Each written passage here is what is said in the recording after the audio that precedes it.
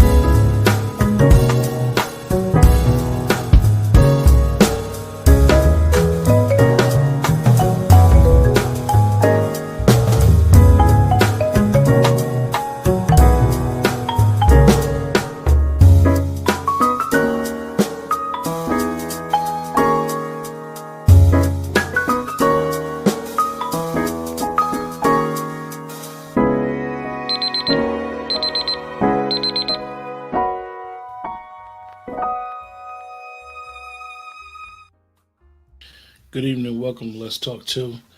And tonight, as a large percentage of this world, this country, is tuning into the first and only presidential debate of this year with the two top candidates, Vice President Kamala Harris, and former President Donald Trump. We decided at Let's Talk Too to have a conversation during the debate, which I believe, and Professor Drea here believes, is diacritical situation that affects definitely people when you think about the inner cities and when you think about, as we would say, in the hood. Drea and myself are both from heavily populated areas. However, where both of us live at now was more rural. So as we would say, we don't have this problem, but when you sit back and you look at this situation of food deserts, you try to understand what it means and how it's applicable to you. You take for granted when you don't live in a food desert. For example, I was telling Andrea, you guys, before we went live, that I was working today. I was looking for the guys. I made a right, left, right, and I was on an apple farm, literally in the middle of one of the cities that I was working in.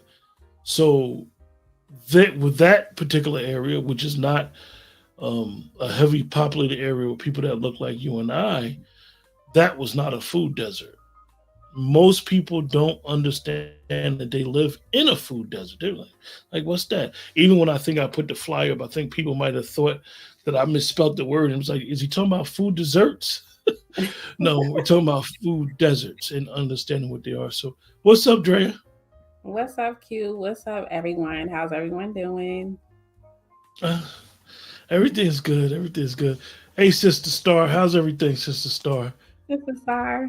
So Drea, we were I'm glad you're here, Sister Star. Appreciate your time and your efforts with watching us live, because I know a lot of people are tuned into the debate, and that is important as well. But we want to talk about certain things and be able to tackle all of the issues that affect us. I know a lot of content creators are doing stuff on the debate tonight, and I wish them well.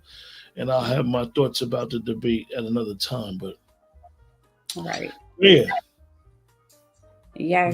What is a food desert? Okay, so today is gonna be like a class presentation, and so I'm a definitions person. So hopefully you all can see my screen.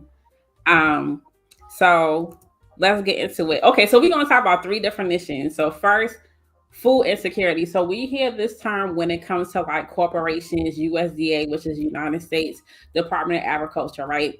So this is pertaining to lack of access to food and healthy living. And I think a lot of times we don't talk about food insecurity. So as we talk about with food deserts, which we'll get there, if we're living in poverty, unemployment, low income, and lack to access of nutritious food, so that if you don't have a grocery store within a mile radius, that's considered a food insecurity. Healthy produce, fruit, vegetables, and meat, right? 1 in 9 people face insecurity worldwide. So that's the first definition. Food deserts. So this is where the nitty gritty's at, right? Can we So pull the screen up? yeah, can you pull the screen up?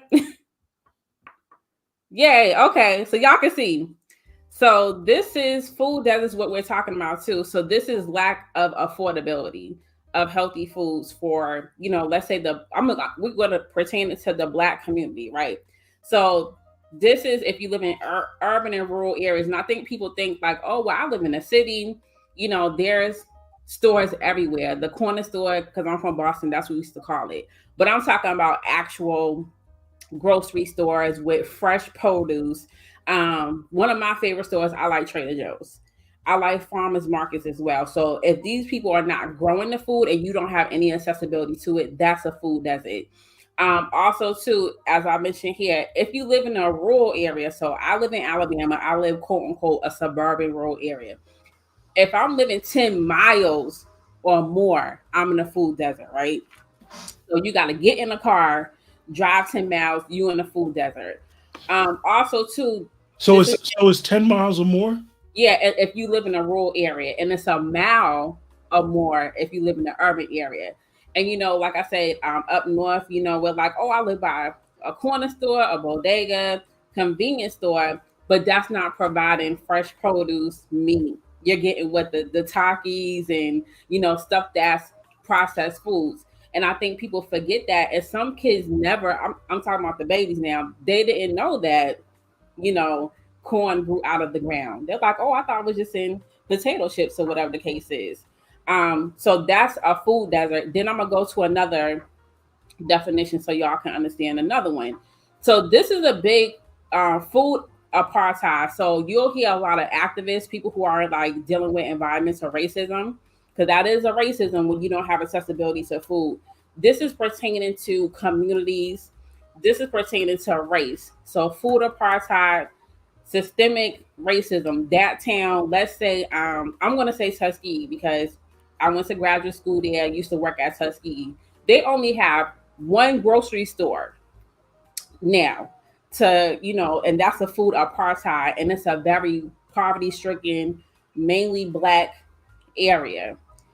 Selma, went to Selma last weekend, just the tour. They only have one grocery store, and I swear that grocery store is like in a rural area. And I'm like, how are people getting to this area, right? So you're talking about the 60s and 70s in which a lot of corporations pulled out of those areas because it's 80% Black Americans that live in that area. So Selma is still looking like a food desert. Yes. So every year when we see our politicians on the Pettus Bridge, at the end of the day, it's a photo op, is to commemorate what happened on that bridge. But the reality is that area, them people are in a food desert and don't even realize it. It's in a food desert and they don't even realize it. And the town is just poverty stricken. Once again, that low economics, you have to travel 50 miles, which is Montgomery, to even have a job, right? Or you may, because you talking about the county itself is very poor. So once again, when you're dealing with that, that's food apartheid. You're starving people out, and you're going to see this in our community. So I always say communities that's like 50% or more. I don't like to say people of color, Black Americans. You're going to see that unless you have a food garden, in which we'll talk about that. So remember, this is dealing with mainly like the systems. When we talk about deserts, that's dealing with individual systems, family systems, when you have a lack of accessibility to get to a store.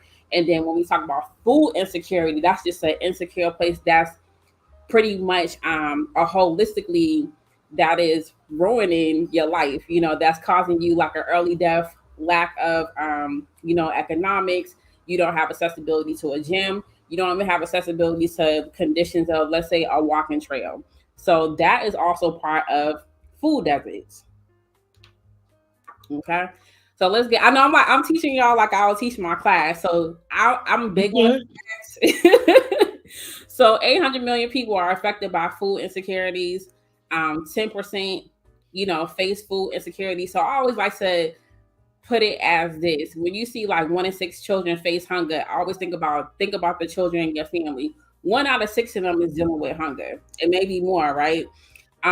Also, too, when it comes to us as Black Americans, of course, we are the ones that mainly live in areas that are food deserts. Like I just mentioned, Selma, Tuskegee. Think about any black town. It's a black town where I live at that's like literally 2 miles from me. It's like one of the first African American towns in Alabama. They have no grocery store. They either have to go 10 miles to a grocery store, and then they have like this beat up corner store. And of course, they're not providing any fresh produce, and they're about like 5 miles from a farmer's market, and they have lack of accessibility to transportation as well. So let me ask you, when you hear, like, in some inner cities, you hear that they have a community garden, Hmm. and you yourself, you have your own garden. If you can grow your own agriculture on your land, say if you have a garden or a farm, Hmm. and your neighbor don't, is it ex- does it is it considered a food desert because they can't get to a supermarket, or they can't get to someone like you, a regular farm, or is it considered not a food desert because it's accessible to a farm? It's considered a food desert if they can't get to a grocery store, Okay. according to the USDA. Um, and if you have a community garden, it also depends on that person's dietary needs as well. As far as with community gardens, you don't have that many community gardens anymore because people are like, hold on, wait, the soil's bad in this area. People don't know how to test the soil and send it off to their local their soil conservatory here in Alabama. So, you have a lot of things you have to do, but that's not an excuse because you can buy soil in a container and grow food from there. And I think so many times people who live going back to up north, people don't do that because they're like, oh, that's work. And then I had heard in New York, there are certain parts in which you can't even grow food in your apartment or even in Yeah, your closet. I know one thing. Because we all were little gardeners when we were kids in the major cities. I think that was some type of school project, right? I know now it's hard to even get certain seeds than it Right. used to be. So and then that's a whole nother subject, and we can get on that another time. But Mhm. I know that a lot of people tend to think or use an excuse like, I can't grow a garden, I can't. But then they do actually can do it. They do have the space. You don't need a lot of space. You can have some greens growing anywhere. But pardon me for cutting you Yeah. off.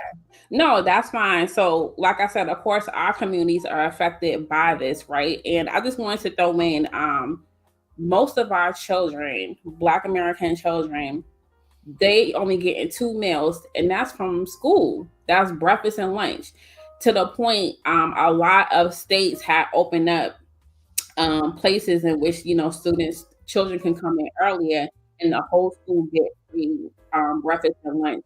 And we definitely seen that during the pandemic, how bad it was, where they even doubled up the SNAP benefits because they realized that a lot of kids weren't eating Hmm. breakfast until they got to school. So Right. now with the parents, whatever's going on, now that they were at home during the pandemic, that they wound up doubling up on the SNAP benefits, and even with SNAP, that's a whole extra set of rules there. Exactly. And I wanted to add in during the pandemic, in my community, I was volunteering and we was actually giving out groceries to the parents because, the children was virtual learning. So, and going back to the SNAP benefits, a lot of people, maybe on that cusp of cannot get SNAP benefits because they're $2. And I have seen that as a social worker, $2 over the limit of poverty. And they're like, oh, sorry, you cannot get SNAP benefits. So it's just very tricky when it comes to food insecurity and also to how people can be eligible, for SNAP benefits. And we'll talk about that. So I'm going to go to the next slide here. Okay. All right. So of course I'm gonna talk about our people, which is important because we look on social media. I look on social media. Everybody's up. No one don't have food insecurity, right? Everyone's on vacation. Everyone's clinking a glass of Casamigos, whatever y'all like to do. But this is a major issue that we're dealing with. Hence why medical apartheid is big in our community. Health issues, health disparities as well. So once again, we're twice as likely to have food disparities, and also too, 24% of Black households experience food insecurity, while 10% of whites don't.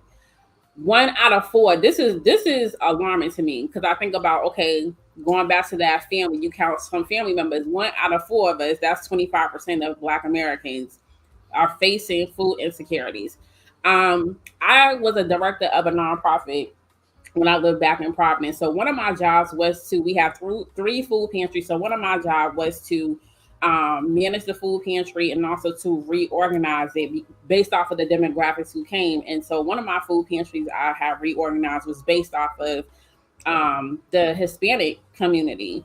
And a lot of people wasn't utilizing that because they didn't provide the food that the Hispanics was eating. So once again, if you have a food pantry and you can go to feedingamerica.com 211, type in your zip code, and it will show you pretty much within a mile or two radius or more of all the food pantries. Food pantries are there for you to kind of cut into that food desert. So some food pantries, the one I was running, we have food pantry, we had perishable foods and non-perishable foods because I really foot stomped that. And then I was on the board of the Providence Food Bank. And so I was really able to advocate for that. Some food pantries, you may just get rice, cereal. So kind of like WIC, you might just get those basic things. So when you do go to a food pantry, sometimes going back to the people who are not eligible for SNAP, you got to bring your ID. You got to bring, your utilities if you live in that neighborhood or not, right? So that's something that can combat, food insecurity. Also, too, like I said here, 50 to 60% access food pantries and also to soup kitchens. Here in Alabama, where I live at, we have 2 soup kitchens that's nearby me, and I see a lot of people who are unhoused or homeless. They have that because think about it. If you don't have an ID, more than likely you cannot access a food pantry, right? Because Mhm. you're looking like, okay, where's your address? You could be from anywhere, or you could be going. Unfortunately, some people do this, but I get it. Food pantry hopping because they just don't have the means to get food. It's that lack of accessibility once again. All right, so I'm gonna So go to let me ask you, because I did some volunteer work at a food bank at one time, and I really was amazed at how many people don't understand.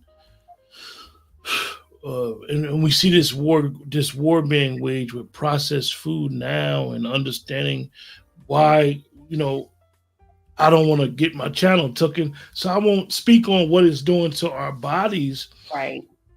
But throughout the course of a day, throughout the course of a week, throughout the course of a month, year, or a lifetime, a person never really eats natural food. And they eat like, they go to the bodega. The bodega is the closest thing there. This is what they eat every day. And they don't understand that when you do go to a food pantry, explain to us, Drea, before, not to take away from your lecture, how is the food pantry bagged up when in the bag? Why is it the way it is? Oh, so I know when I was in Providence and I was on the board there, so the food pantries bagged up based off of the American diet. Also, to going back to the demographics of that said, they're breaking down. I know in Providence they broke it down based off of the communities, and I was just shocked too. I was like, oh, they did some good stuff here, right? Because I know certain areas of Rhode Island, I was like, some people, they have money, so it's based off the American diet. And then some people may not know how to cook it. And the cool thing about the food pantry I was sitting on the board of, they had cooking classes for those who may not know how to cook. Let's say I'm a big, I have Southern roots. I love black eyed peas and I love okra. So let's say they need to know how to soak the black eyed peas, right? In order for them to make it in the crock pot. So they had different classes, and that was before, the whole virtual thing. So, you'll see it bagged up. And like I said, that food pantry or that food bank may not provide, let's say, milk, cheese, or whatever the case is. So you got to figure out, how am I going to prepare this meal Yeah. without meat? And then some people have that dietary restriction, like, well, I'm a vegan, I'm a vegetarian. So that may work for them, or they may have an allergy, or their children may have an allergy. So I know that's how I was bagged up when I was in Providence. I'm pretty sure it may be the similar or same way. See what But Star said? limit processed foods. Okay, let's say. She said, "What I've noticed is the people who run these unhealthy grocery stores always look better than the customers." Well, I when I graduated from culinary school, Star, I wound up working at a supermarket, and I don't think that we really understand the way that the supermarket is designed. Hmm. It's designed that the entrance actually should be the exit. The entrance is when you go in any supermarket, it should be your vegetables and produce Hmm. when you go in. And it's that way because most people don't understand that round robin of shopping. Right. And what happens with most people is they forget stuff and then they don't want to come back. And they should spend more time in that produce section more than any other place. Hmm. And you'll notice, like you said, people that definitely these smaller stores, people that run these departments, they kind of know. They Yeah. kind of, they know certain food things that happen. Like, for example, it's a reason when you go to a restaurant that they give you bread and Mm, water before the main meal comes out, and it's a whole art to it or science to it. right. Absolutely. And like you had said, Q, about when you go into the grocery store, and I remember I had took a class on how you should shop. And I was the only Black American in that class. And they say you should always shop the perimeter, your fruits, your vegetables, your produce, your meat. And that's why certain stores price you out. You can't go to like, your Whole Foods, and like I said, my favorite store is Trader Joe's, and I have recently learned that people who make $100,000 or more shop at Trader Joe's, and it's only in their area. And so every Trader Joe's that I have been to, and I looked around the community, I said, "Oh yeah, these people make that Yeah, money." Because you can yeah, tell, 'cause even when you go into Trader Joe's, they give you a look like, "What you doing in here? You ain't supposed to be in here." And I think they won the highest paid, um, you know, cashiers and folks that work there. So it's very interesting that all this is by design of who get accessibility to the healthy foods, and who's left behind to shop at the bodegas, the corner stores, and the convenience stores, right? So yeah. So let me go to the yeah. next. I always thought it was interesting, Dre, that they always have the farmers markets always be like during the day. Like why you don't have it at night when at least stay out until it gets dark when people that get off of work or been busy all day can go when they get off of work, but they always be shut down like around 5 o'clock. Like Oh yeah, absolutely. Now the farmers market here, well, I live between three farmers market. Give thanks to that, and the one in my town, they're on Saturdays from 6 to 11, 6 a.m. to 11 a.m. So that give people time to get there. But like you said, some in other areas, I know more in the city, they close at 4 or 5 o'clock. People are getting off from work, they're tired, probably picking up their kids, whatever the case is. And that's funny you mentioned that, because I've mentioned about, farmers market, promoting it, and maybe for those who may get off of work, let's say later, having that advocacy of saying, hey, how about you all stay open a little bit later so we can have access to it, right? Because unfortunately, black labor make the world go around, and some of us, work single, two jobs, three jobs just to make ends meet, right? Once again, I know the debate is on having policies. There's not enough policies of sustainable living when it pertains to us. We don't even know what sustainable living is. We don't even know about environmental racism. And I think so many times I did some work in environmental racism and sustainable living at one point in my life. And I was like, oh my God, I think it was like two of us that was Black American. And I'm like, we have no clue what's going on. And environmental racism go even into having plants in your neighborhood, like Monsanto's and whatever the case is, and hence why certain areas you can't grow, fruits and vegetables or whatever in your neighborhood because the soil is toxic based off of those plants. So once Hmm. again, we don't have those conversations. We don't have the conversations about why we have, these nasty leftover produce, um, and why we can't, let's say for those who don't own a home, why you cannot grow certain things in your actual apartment space, right? So, and especially if you got a balcony, you should be able to grow something, tomatoes. And once again, I like this when I was looking up some research, incentivizing grocery stores, not just your Walmarts, like for those who may like Aldi, here in the South, between Georgia, Alabama, Florida, we have Public, Trader Joe's, places that are, once again, we don't see in our neighborhoods, or just even have some type of sub store. Here, when I go more into the rural areas, I see what Dollar General, I see Dollar General Market. I see people go grocery shopping at freaking Dollar Tree, and I'm like, that stuff is toxic. I wonder sometimes to myself, like, you know, with the way that the prices are with inflation right now, Hmm. for those of us that, unfortunately, if you live in an area that is a food desert and you don't have access to fresh produce, for lack of better words, I can imagine what they eat every day. Right. And it's kind of scary because, just like you said, I got a Wegmans. I got a farm. Like when we were talking about before we went live, like literally, I could go to a farm and get some eggs where people be like, oh, the eggs and the milk is high. Hmm. I can say, okay, the eggs and milk is high at the shop, right? The eggs Right. and milk is high at it's a Walmart. The eggs and milk is high at Wegmans. But I can go to a farm within 2 miles, Hmm. probably less if I really was to look where I live at now, and be able to get those type of things if I drink them. Like I told you about the apple cider. I was on an apple farm, Right. and I know where it's a peach farm where I used to work at before. And it's like when you don't have access to these things, it's kind of scary because we tend to eat. One thing about eating, you eat with your eyes. Yes. So if you don't got access to good food, you're eating a bunch of junk, you're eating a bunch of things that's not going to be beneficial to your overall health. And this Mm. correlates, living in a food desert, it correlates to how some of us in certain communities, we have bad health. Not Yes. just from the medical access, but from the choices of the foods that we Mhm. get. Absolutely. Absolutely.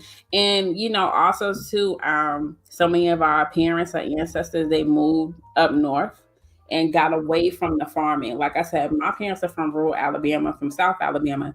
And when I used to spend my summers down here, my great uncle had a whole stroke in his 80s. He was on his tractor, I swear, like the next week when he got out the hospital. And we picked, every time we went back to Boston, we picked, fresh vegetables and freezing them and canning them. I remember those days. So that's why that motivated me to grow my own, produce. So I won't have to go to the store and spend it on something that I'm like, this don't even look, as a quality that I like. And also too, we have to go back to that. And so many times we're like, oh, well, that's what our ancestors did, because we want everything to be so quick. And when you garden, it takes patience. And also, when you want quality food, you should always be eating what's in season. Because if you don't, you're going to pay more for your produce, and then it may be lack of nutritional value in that produce, right?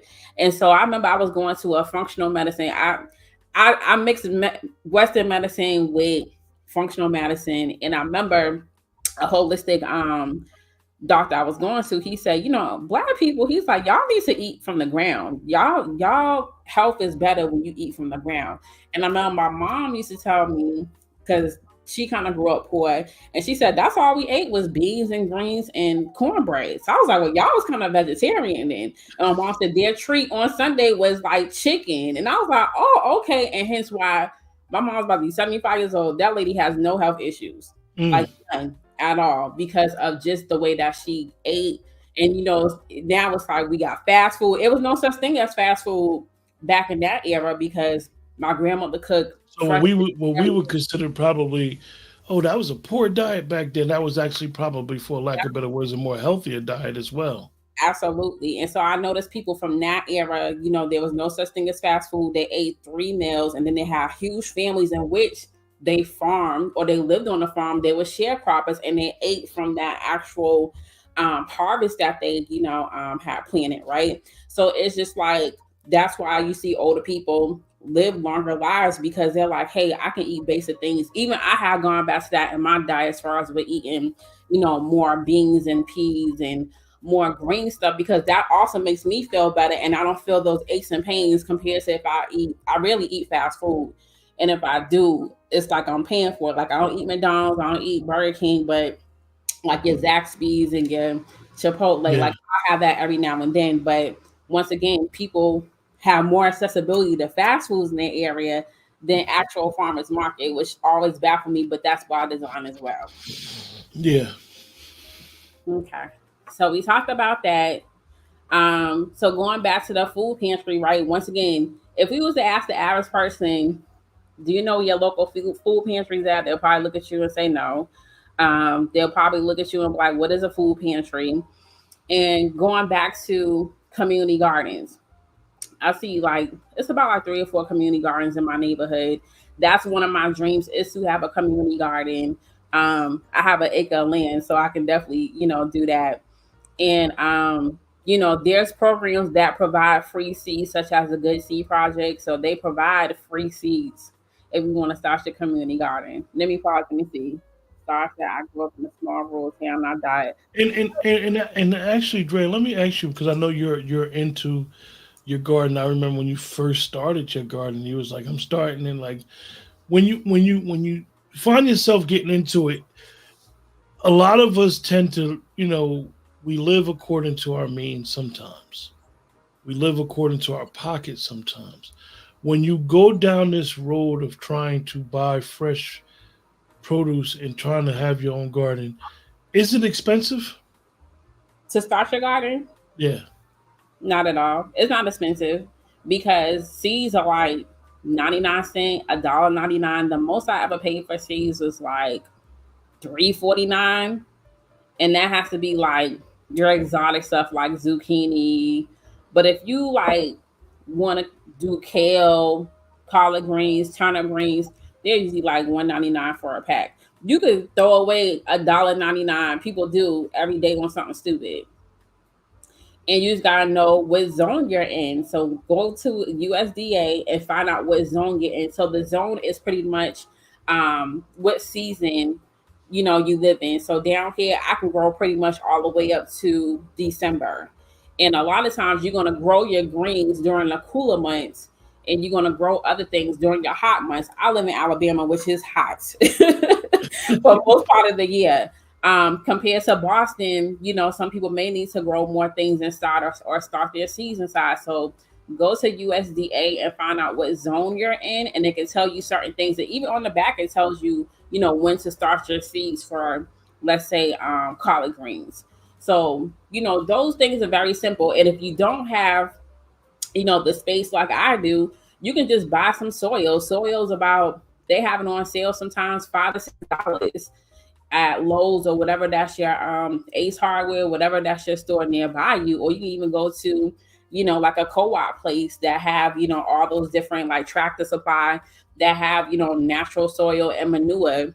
And I'm telling you, you can grow stuff in containers and you'll be Yeah, shocked.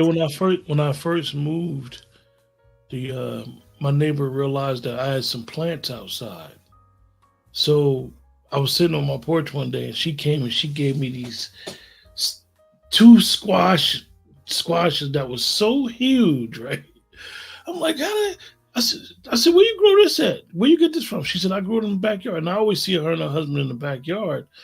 And I'm like, man, it's some decent, you know, you get some good sunlight, you get the good rain. And she was like, we grow a bunch of stuff, And I was telling her I like zucchini. She's like, when I get some zucchini, I got you. So she was like, yeah, you could grow your stuff back in your backyard. Your backyard get more sunlight than mine, because I Right. live across the street from me. So it's interesting. Let me ask you, because you got so much experience with the pantry. Some people are very shy and ashamed to go to a food pantry. what would be your suggestion on like, yo, don't be shy, that's why it's there. Right. All the assistance is there for you. You pay your taxes. You live in that community. Go there for you. Don't be a shy. Don't be ashamed because we all fall on hard times. And in this world we live in, this society, my lord, we may all have to go to a food pantry. I don't care how much money you make. Um, and I've been to, like I said, because I was a director of a nonprofit. I've been to food pantries. I've seen people with Porsche, with which I like to call on the foreigns, and I'm like, what they doing here? So you'll be surprised. People mask those things like, oh, I drive this 6-figure car and have a $600, Yeah, I $100 remember when I first, car payment, right? And maybe living in that yeah, car. yeah. When I first moved up this way, I was doing some shopping around Thanksgiving time, and they had one of the little stores in the mall. They was giving away food. The dude was like, "Look, just go over there and just show them your ID. Just Yeah. show these your ID." And he was like, "Here, take 2 bags." And eventually, which is funny, is I did wind up. I don't celebrate Thanksgiving, but I did wind up cooking both of the turkeys, and they had some good stuff in there. We even, because of my background, we even talked about the perishables and certain things in the bag. I told them, I said, don't put it in the bag. They was like, Hmm. wow. I was like, I don't mess with too much processed food like that. So Right. I was trying to cut back then, which I need to be cutting back now on the processed food. But I know that Absolutely. a lot of people are very ashamed to going to a food bank, a food pantry, or, or you need help. Like at the end of the day, with what's going on now with inflation, the prices is only going to go higher Hmm. no matter who. And then speaking into the debate, if you look at what a lot of economists are saying, no matter who's the president, we're going into a recession. Yeah. No matter who's the president, some of these economists are saying we're going into a recession very soon. Mhm. So we need to prepare ourselves for it's going to be some dark times in probably next year or two when it comes to Right. the economy. Absolutely. And so that's why, you'll have food pantries. I know the standard was you could only come, it was quarterly. Like, because of course you're not the only person that live in that community that have needs. So, you want to make sure you have enough for other folks. So it was like you can come 4 times out the year. But like I said, people go pantry hopping, which I understand because they may have a large family, and we also take in consideration your family size as well. Um, and we also got to think about, even if you're a senior, for our elders, they're not getting that much money as they used to, and a lot of them are not eligible for SNAP. And if they do get SNAP, they're getting $30 a month. What's $30 a month? You can go to the store and get 2-3 days, and that's $30 right there. So once again, we got to think about our seniors. You got Meals on Wheels. You got other places that they can also get meals, and I think we also neglect our seniors and our elders. You have Meals on Wheels. That's due to you. Especially if you have Medicaid or Medicare. So once again, is knowing these policies, know what you're eligible for, and a lot of people don't know what they're eligible for, because once again, and not trying to make fun of it, but everybody's up on social media. Why would they need to know what's eligible? I'm up. I'm on vacation every month. But you still got people who in your family that barely eating or they're not eating at all. So once again, and this is another thing too, the food recovery programs. I know this dude Mm. in Boston, every Sunday he go to Trader Joe's and he has a pickup truck and he loads it up and he pretty much provide groceries to different areas in Boston like Roxbury, Dorchester, Mattapan. Those were mainly black Americans are at, and especially elders and folks who have children who cannot afford. Boston's expensive. Oh my gosh. So he delivers groceries to them, and I think that's commendable. So you got Publix, you got Panera Bread. So instead of them throwing away food, if you can grab that food the next day, and you're showing that you're doing a good deed, you can go to those places as well. And it's all about, once again, are you it's like community garden. Are you going to, helping your community and actually show that you're helping your community? Because what they're going to do, throw it away. This country is the most wasteful country I ever, been to. I've been to other countries which are not getting large portions like here in the States, and they don't throw no food away. But here, if you can go to one of these places, and I'm pretty sure there's more, but those are the three that I know of. You can definitely partake in that food recovery program. Yeah, we're at a critical state. We're in the red, where people should be taking it more serious. Should be understanding that, look, you might need some assistance with. You want to know why you're paying $300-400 every other week for groceries, and you can't stay out the grocery store. I know I sometimes will walk in. I'll go in the Walmart that I live by, and I'll be like, sometimes you're so used to shopping the way that you like to shop that you'll put stuff in the cart, and then once you get up there and you're about to check out, you be like, damn. I know we have a Price Choppers, and I'm like that with Price Choppers. I know they're expensive, but I love to get this certain grade of apple turkey. Mm-hmm. It's a smoked apple turkey, and every time I go in there, $70. I'm like, damn, what's in the cart? Right. And I don't think that people understand that. You gotta be a little bit more wiser. You gotta use your intelligence when you go in the grocery store, and understanding like you're going in the grocery store to get. Let's just say you go in the grocery store to get some vegetables, but you got a farm or farmer's market right around the corner from there. Mm-hmm. Maybe you need to go to the farmer, and you know how it is when you go to a farmer's market. All prices at a farmer's market is negotiable. I don't Yeah. care what they tell you on the sign. That person is trying to get rid of that product. Yes. So everything is negotiable. So it's important Absolutely. that And shopping. we really be intelligent when it comes to our spending, and understanding living in the food desert and educating people on the food desert. Right. And so this is just some resources, because we always want to leave you all with some solutions. And so it has to make us become so trained skin again. Absolutely. Because sometimes we may have to make sacrifices. If you like filet mignon, maybe you need to cut out your diet and you'll be good. Like, I mean, and even Andrea, even to the point, like when you start looking at what people have said about let's look at us, and I'm gonna just talk about Star, Nicole, myself, and you that are here. I'll just say we're here, right?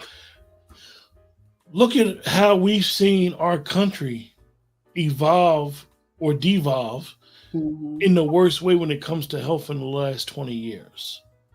We have an obesity problem. Yes, we do. You could be, for me, I'm a big guy. When you start putting your height, weight into these things in these databases, they'll say, "Oh, you overweight, you're a beast." You're Hmm. setting yourself up for all type of health problems, and it's a direct correlation to the foods that we eat, Yes. and not having or neglecting the access that we need to have to healthy food choices. Hmm.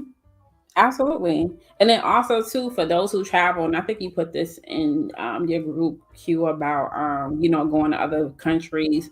When I go travel to other countries, I can drink their milk because it's not processed. Here, I have to switch to oat milk, coconut milk, almond milk, and my significant other always laugh at me because he know my coffee order. He's like, she ain't gonna get that cream. So, but like you say, the foods that we have lack accessibility to, we start putting on those pounds because you got lack of accessibility to fresh food, lack of accessibility to walking trails, or you may live in a dangerous neighborhood, or you may not have lack of accessibility to a gym. I go to the gym 4 days a week. Me and my mom go walking pretty much every day. Um, and I just make sure I even have to switch my diet up because the diet here is terrible. I've been to other countries. I've been to Asia. When I went to Asia, I was like, oh my God, the food tastes different. You know why? And everyone was complaining. I was like, because they don't have processed food here. And because we was really in the native land, them people walked everywhere. You didn't have no big old refrigerator.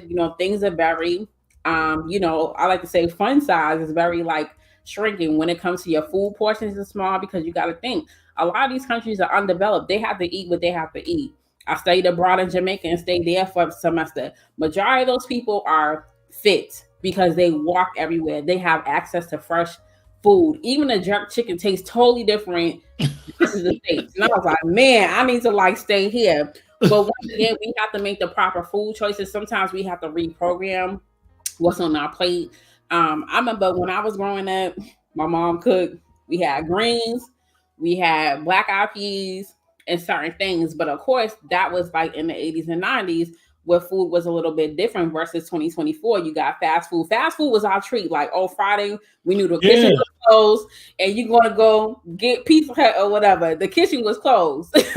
But now you can go eat fast food, 24/7. So once again, it's all about the choices that we make, what we have accessibility to. We need more policies around it, and we need to help educate our people, whether that's family members, other Black Americans. And here's resources, so no one should have to go hungry. And also, too, sometimes, like I said, we can kind of back away from the table because we do have a obesity issue, and when we have that, you're going to be paying for more medication, in which you don't have the money for. So you got diabetes, you got high cholesterol, high blood pressure. So those are the things that we all need to take accountability for and really restructure the way that we eat and how we see food as well. Yeah. I never forget. It was a Burger King about 10 blocks from my house, man. When I was a kid, that Burger King was like the greatest place in the world. And once I got a little older, I used to eat at that Burger King, and I just got tired of it. Even Wendy's, I thought Wendy's was an upscale restaurant for a long time. When it started, whenever I asked my parents, could we eat at McDonald's, I was told that was you. That's what we all were told. You got food in the house. Well, it ain't the same. No, you got food in the house, and right. Y'all remember we ate Choke Charlie's when we got hungry. Yeah. So, it's just, once again, like I went back to basics. Like I still make my food. Like for me, a treat is, going out to eat. Like that's my weekend thing. But I eat beans. I make them myself, my greens and stuff. I make stuff out my garden. So I'm very thankful that, I went back to basics and went back to what my ancestors did and just really looked at my great uncles like, oh, okay, that's how you grow a garden. I know how to shell peas. And people are like, how you a girl from Boston that know how to do that? I'm like, because I have Southern roots and I never left my roots. So, we got to go back to that. But here's some resources. Y'all can take a picture of it. Once again, there's Feeding America. I love that website. It tells you all about food insecurity. They go more into depth about that. And then also, too, you can put your zip code in there or foodpantries.org, and they'll give you all the food pantries in your neighborhood. Your local nonprofits, churches, community centers, senior centers, they also, too, can provide, like food pantries as well. United Way 211, they're very good about, you can call 211 from your phone and ask them about food pantries based off of your zip code. And also, too, you got apps such as ampleharvest.com. At my alma mater, I'm very thankful. When I was, in my former position, we started a food pantry on campus because students were starving. And that was like, they didn't have, accessibility to fresh produce. Because once again, when you are at HBCU, if you ever been to HBCU, 9 times out of 10, if it's not in like, a bigger city and you're in a rural area, you're like 10 miles away from a quality grocery store. The next town over from us, you got to go to Auburn, and they don't want you there. So, we have to start a food pantry for our students on campus. And also, too, people are aged out the system of foster care. They don't have, let's say, their parents sending them a care package or money to go get, let's say, because what do we have in town? Pizza Hut or Church's Chicken. I'm really dating myself, Church's Chicken.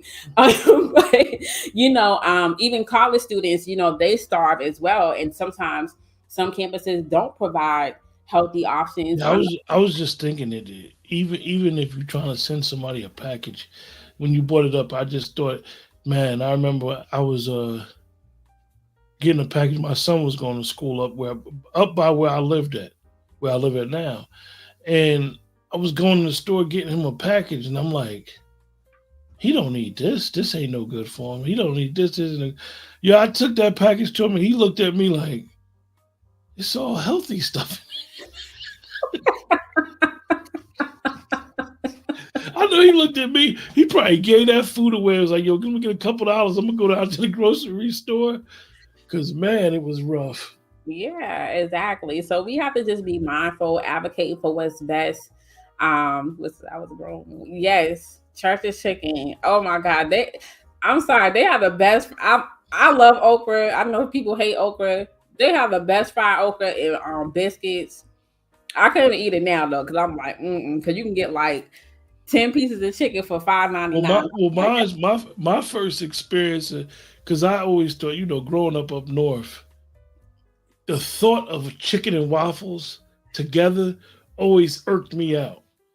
But boy, the first time I had it from somebody that knew what they was doing, I was like, oh, this is what y'all talk about, chicken and waffles. But yeah, I just thought the mixture of chicken with syrup just was like, nah, it turned me off. But now you see these fast food places, they got syrup packages and honey packages. But that's all you want to present, Drea? That's it, because I just wanted, let me make sure. I know I've really taught like a class today, so I'm always excited about that. But I just wanted to share that with you all because it's important.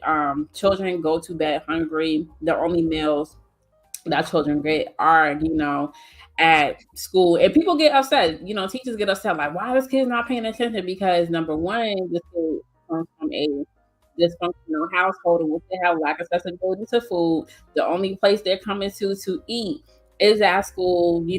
Some of them may come to school dirty. So once again, it's that judgment piece. We have to really take a step back and look at the holistic piece of what's going on with it. Because I'm very big on the babies and elders.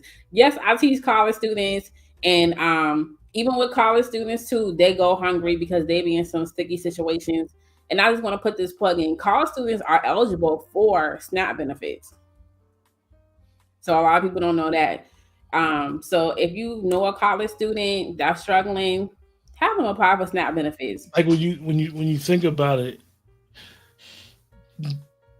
the child is going to school, and the least of their worries should be about food, shelter, and safety. Right. But most children in this country are coming from situations that might be like they're just not going to school and being able to focus on learning. No, because and this is why it's amazing how all these situations, all these social ills, they all correlate. They all need each other to exist and survive. And it's like, okay, when you start tackling one problem, let's tackle another. This kid is not performing well at home, and he's not performing well at home in school because his home situation is not right. And what they'll do most of the time in these schools is they'll classify them instead of trying to understand, well, why it's not going on well at home. Maybe something's going on. So now a teacher or somebody that works in the school, they'll try to remove the kid instead of really trying to assist and help with the issue. Right. And I have to say that because, I'm a trained social worker. I've been a social worker for 18 years, licensed, everything, worked in child welfare. Now I'm in higher ed. I have seen that. And I'm like, instead of removing the child, see what's going on at home, right? Because they may not have the proper resources at home. So hence why it's important, they have these breakfast programs and these lunch programs. And a quiet secret, I don't know if you all know, how free lunch and breakfast came about was because of the Black Panthers free breakfast program. So the government, they had infiltrated that organization, but guess what? They stole a lot of great ideas, and now hence why we have WIC, hence why we have the free breakfast and lunch programs, because of our ancestors who started that program. And people are selfish nowadays. You don't hear, your neighbors coming to your door anymore, like, can we borrow this? You're not borrowing. Because people are crazy now. People are like, why are you coming to my door? I'm hungry too. You just took me back, yo. I remember my best friend lived across the street. Yo, we used to go to each other's houses, even the adults, like, yo, you got some sugar? And when you think about it now, I don't think a neighbor would even ring my doorbell and ask me for no sugar. And my response, unfortunately, because society is so crazy, be like, No. Like we really literally like, yo, used to give each other sugar. Yes. They get to the store, you get somebody some butter, you got some butter, yo. Like Those times days have are over. definitely changed. Times Yeah, have definitely changed. times have changed. Even if think about the last time you had Sunday dinner at your relative's house, right? That was such a big thing back in the day. Or just even I was thinking about maybe we could do a show on, how our family, our parents got to up north because people lived in this one room and they like, man, we getting away from the South. We moving to Boston. That's how my parents got to Boston because my great aunt lived up there. Then my parents bought their siblings up there, but we don't even do that no more. But that's a whole nother topic of discussion Yeah, yeah. that we can have a We conversation. got away from the village, right? Yeah. Yeah. Well, Dre, appreciate you for coming on and having this Well, discussion. I know we won against the debate, but I think that debate is going to be that debate. And I said, well, I'll discuss that after I see it and listen to it and listen to the highlights. I'm quite sure for those that want to be into the debate, I'm quite sure it was a lot of yes, yes. I'm quite sure Trump was as rude as possible as he always is. I can imagine for entertainment value, I'm quite sure it's going on and it's some interesting things going on. But appreciate you for joining us. Appreciate everybody thank in the you. chat for coming in. And we'll set something up, Dre, so you can come on and share some stuff with us again soon. Oh, awesome. Thank you all. And share with your family and friends. Yes, yes, definitely. Take care, everybody. Have a great night.